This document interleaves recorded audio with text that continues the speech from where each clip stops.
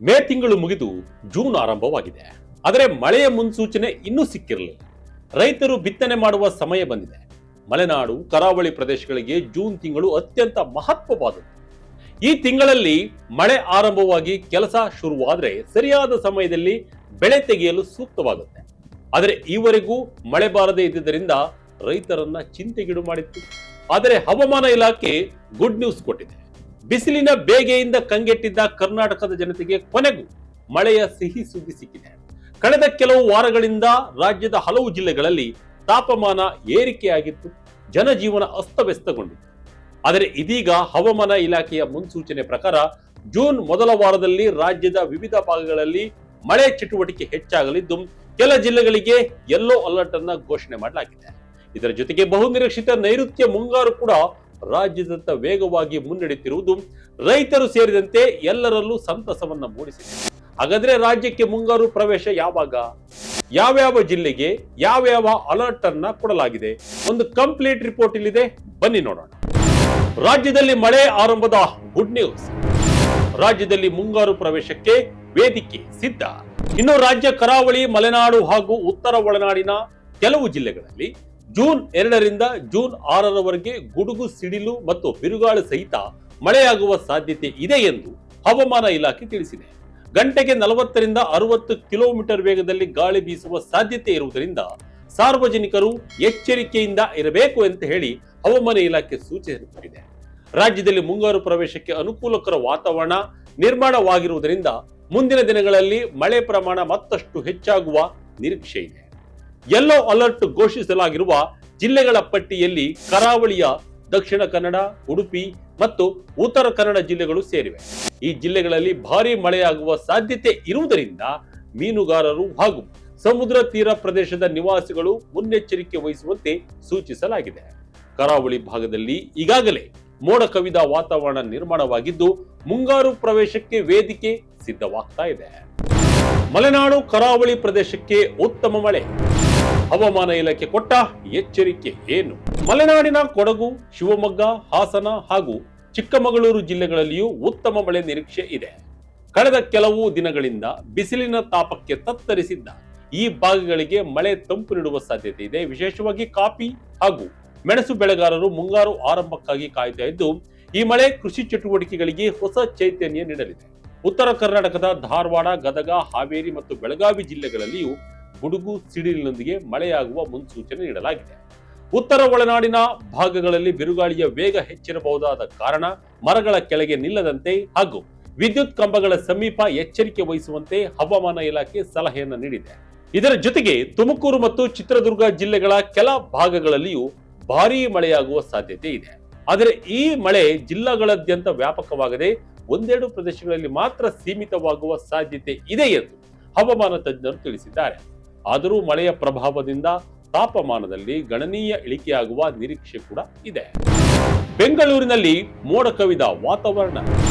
ಯಾವ್ಯಾವ ಜಿಲ್ಲೆಗೆ ಯಾವ್ಯಾವ ಅಲರ್ಟ್? ರಾಜ್ಯದ ರಾಜಧಾನಿ ಬೆಂಗಳೂರಿನಲ್ಲಿಯೂ ಮುಂದಿನ ಕೆಲವು ದಿನಗಳು ಮೋಡ ಕವಿದ ವಾತಾವರಣ ಮುಂದುವರಿಯಲಿದೆ. ಸಂಜೆ ಹಾಗೂ ರಾತ್ರಿ ವೇಳೆಯಲ್ಲಿ ಹಗುರ ಸಾಧಾರಣ ಮಳೆಯಾಗುವ ಸಾಧ್ಯತೆ ಇದೆ. ಬೆಂಗಳೂರು ನಗರ ಮತ್ತು ಗ್ರಾಮಾಂತರ ಜಿಲ್ಲೆಗಳಿಗೆ ಜೂನ್ 5ರವರೆಗೆ ಯೆಲ್ಲೋ ಅಲರ್ಟ್ ಮುಂದುವರೆದಿದ್ದು ಕೆಲವೆಡೆ ಗುಡುಗು, ಮಿಂಚು ಹಾಗೂ ಬಿರುಗಾಳಿಯೊಂದಿಗೆ ಮಳೆಯಾಗುವ ಸಾಧ್ಯತೆ ಇದೆ. ಗರಿಷ್ಠ ತಾಪಮಾನ 33 ಡಿಗ್ರಿ ಹಾಗೂ ಕನಿಷ್ಠ ತಾಪಮಾನ 21ರಿಂದ 22 ಡಿಗ್ರಿ ಸೆಲ್ಸಿಯಸ್ ನಡುವೆ ದಾಖಲಾಗುವ ನಿರೀಕ್ಷೆ ಇದೆ. ಮೈಸೂರು, ಮಂಡ್ಯ, ರಾಮನಗರ, ಕೋಲಾರ, ಚಿಕ್ಕಬಳ್ಳಾಪುರ, ವಿಜಯನಗರ, ಬಳ್ಳಾರಿ ಸೇರಿದಂತೆ ದಕ್ಷಿಣ ಒಳನಾಡಿನ ಹಲವು ಜಿಲ್ಲೆಗಳಲ್ಲಿ ಸಾಧಾರಣ ಮಳೆಯಾಗಲಿದೆ. ಇದೇ ರೀತಿ ಉತ್ತರ ಕರ್ನಾಟಕದ ಬೀದರ್, ಕಲಬುರಗಿ, ಯಾದಗಿರಿ, ರಾಯಚೂರು, ವಿಜಯಪುರ, ಬಾಗಲಕೋಟೆ ಹಾಗೂ ಕೊಪ್ಪಳ ಜಿಲ್ಲೆಗಳಲ್ಲಿಯೂ ಹಗುರದಿಂದ ಸಾಧಾರಣ ಮಳೆಯಾಗುವ ಮುನ್ಸೂಚನೆ ನೀಡಲಾಗಿದೆ. ಈಗೀಗ ಎಲ್ಲರ ಗಮನ ಸೆಳೆದಿರುವ ಮತ್ತೊಂದು ಪ್ರಮುಖ ವಿಚಾರ ಎಂದರೆ ನೈಋತ್ಯ ಮುಂಗಾರು ಪ್ರವೇಶ.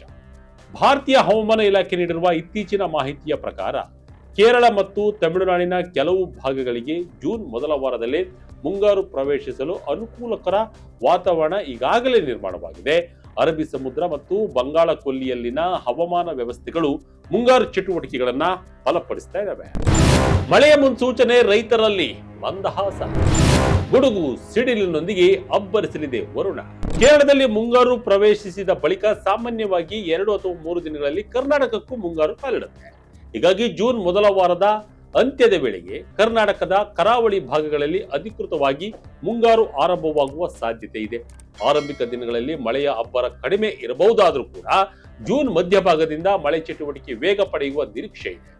ರೈತ ಸಮುದಾಯಕ್ಕೆ ಇದು ಅತ್ಯಂತ ಮಹತ್ವದ ಬೆಳವಣಿಗೆಯಾಗಿದೆ. ಮುಂಗಾರು ಮಳೆಯ ಮೇಲೆ ಹೆಚ್ಚು ಅವಲಂಬಿತವಾಗಿರುವ ಕೃಷಿ ಚಟುವಟಿಕೆಗಳಿಗೆ ಈಗ ಮಳೆ ಅತ್ಯಗತ್ಯವಾಗಿದೆ.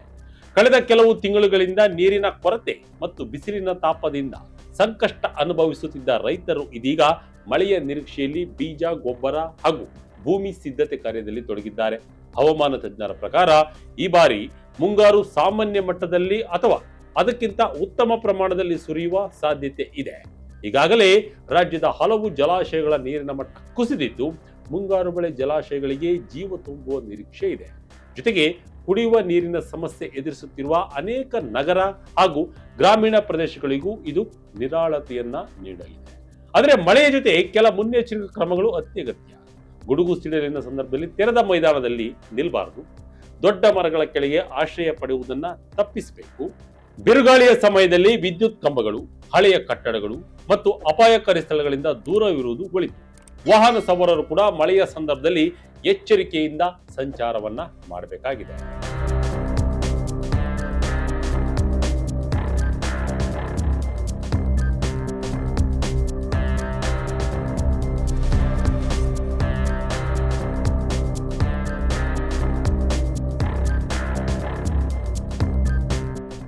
ಒಟ್ಟಾರೆಯಾಗಿ ಹೇಳುವುದಾದ್ರೆ ಬಿಸಿಲಿನ ಕಾಟದಿಂದ ಬೇಸತ್ತಿದ್ದ ಕರ್ನಾಟಕದ ಜನತೆಗೆ ಜೂನ್ ಮೊದಲ ವಾರ ಮಳೆಯ ರೂಪದಲ್ಲಿ ನೆಮ್ಮದಿ ನೀಡುವ ಸಾಧ್ಯತೆ ಕಾಣಿಸ್ತಾ ಇದೆ. ಕರಾವಳಿ, ಮಲೆನಾಡು ಹಾಗೂ ಉತ್ತರ ಕರ್ನಾಟಕದ ಹಲವು ಜಿಲ್ಲೆಗಳಲ್ಲಿ ಉತ್ತಮವಾದ ಮಳೆ ನಿರೀಕ್ಷೆ ಇದ್ದು ಬಹು ನಿರೀಕ್ಷಿತ ನೈಋತ್ಯ ಮುಂಗಾರು ಕೂಡ ರಾಜ್ಯದ ಬಾಗಿಲು ತಡ್ತಾ ಇದೆ. ಮುಂದಿನ ಕೆಲ ದಿನಗಳು ರಾಜ್ಯದ ಹವಾಮಾನದಲ್ಲಿ ಮಹತ್ವದ ಬದಲಾವಣೆಗಳು ಕಂಡು ಬರಲಿದ್ದು ರೈತರು ಸೇರಿದಂತೆ ಸಾಮಾನ್ಯ ಜನರು ಕೂಡ ಮಳೆಯ ಸ್ವಾಗತಕ್ಕೆ ಈಗ ಸಜ್ಜಾಗಿ ನಿಂತಿದ್ದಾರೆ. ಈ ಬಾರಿ ಹವಾಮಾನ ಇಲಾಖೆಯು ಭಾರಿ ಎಚ್ಚರಿಕೆ ಕೊಟ್ಟಿರುವುದರಿಂದ ಮೀನುಗಾರರು, ನದಿ ತೀರ ಪ್ರದೇಶದ ಜನರು ಅತ್ಯಂತ ಜಾಗರೂಕರಾಗಿರಬೇಕು ಅನ್ನೋ ಖಡಕ್ ಆದೇಶವನ್ನ ಹವಾಮಾನ ಇಲಾಖೆ ನೀಡಿದೆ. ಗಾಳಿಯ ವೇಗ ಹೆಚ್ಚಿರುವುದರಿಂದ ಮರದ ಕೆಳಗೆ ನಿಲ್ಲುವುದನ್ನ ಅವಾಯ್ಡ್ ಮಾಡಿದ್ರೆ ಉತ್ತಮ. ಇನ್ನು ಶಿಥಿಲಗೊಂಡ ಕಟ್ಟಡಗಳಿಂದ ದೂರ ನಿಲ್ಲುವುದು ಇನ್ನೂ ಉತ್ತಮ. ಹಾಗೂ ಹೆಚ್ಚು ನೀರು ತುಂಬುವ ಸ್ಥಳಗಳಲ್ಲಿ ಸಂಚಾರ ಮಾಡುವುದನ್ನ ಅವಾಯ್ಡ್ ಮಾಡಿ. ಇದೆಲ್ಲವೂ ಕೂಡ ಸಾರ್ವಜನಿಕರ ಹಿತದೃಷ್ಟಿಯಿಂದ ಹವಾಮಾನ ಇಲಾಖೆ ಕೊಟ್ಟಿರುವ ಸೂಚನೆಯಾಗಿದೆ. ಇದರ ಜೊತೆಗೆ ಜನರು ಕೂಡ ತಮ್ಮ ಸ್ವಇಚ್ಛೆಯಿಂದ ಜಾಗರೂಕತೆಯನ್ನು ವಹಿಸುವುದು ಕೂಡ ಉತ್ತಮ. ಎಸ್ ವೀಕ್ಷಕರೇ, ನಿಮ್ಮ ಅಭಿಪ್ರಾಯವನ್ನ ಕಮೆಂಟ್ ಮೂಲಕ ತಿಳಿಸಿ. ಇದಾಗಿತ್ತು ಈ ಕ್ಷಣದ ಅಪ್ಡೇಟ್. ಇದೇ ರೀತಿ ಅಪ್ಡೇಟ್ಗಾಗಿ Vijaya Karnataka website, YouTube page, Facebook page follow ಮಾಡ್ತಾ ಇರಿ. ಧನ್ಯವಾದಗಳು.